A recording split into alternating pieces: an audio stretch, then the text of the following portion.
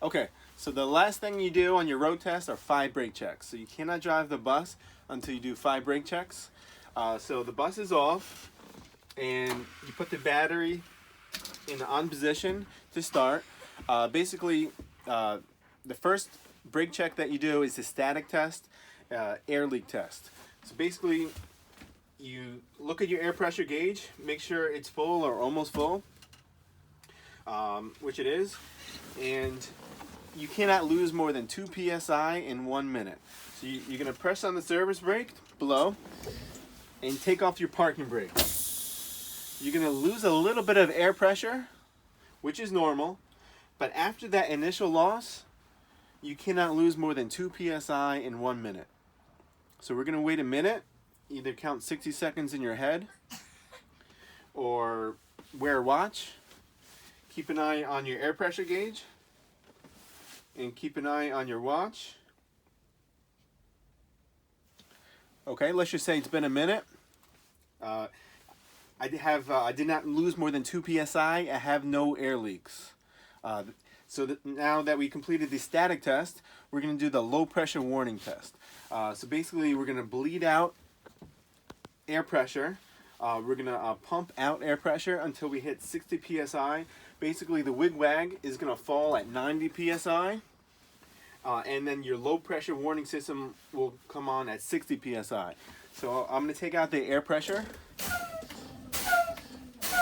Okay, the wig-wag fell, but we're not done. Okay, low pressure warning system is working properly. The lights are flashing, the buzzer sounds, our wig-wag fell, the low pressure warning system is working. That's our second brake test.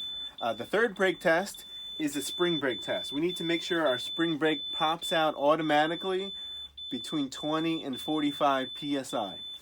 So I'm going to bleed out more air pressure on purpose, take out more air pressure, and our bus is usually around 30 psi, where the spring brake will automatically come on. Okay, our spring brake came on automatically. I can release the service brake. You have to be careful about rolling on the previous test because while you're pumping the air out, you could possibly roll the bus. But now that our spring brake is on, our parking brake, we don't have to worry about the bus rolling. So we have no air pressure. That means we have no brakes. And now I'm going to start the bus up. So with the bus started, our air pressure is going to start to build.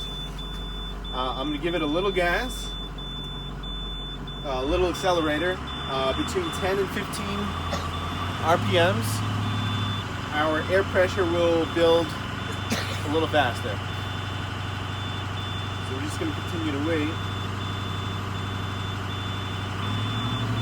until we have full air pressure again. You can stop it. I did!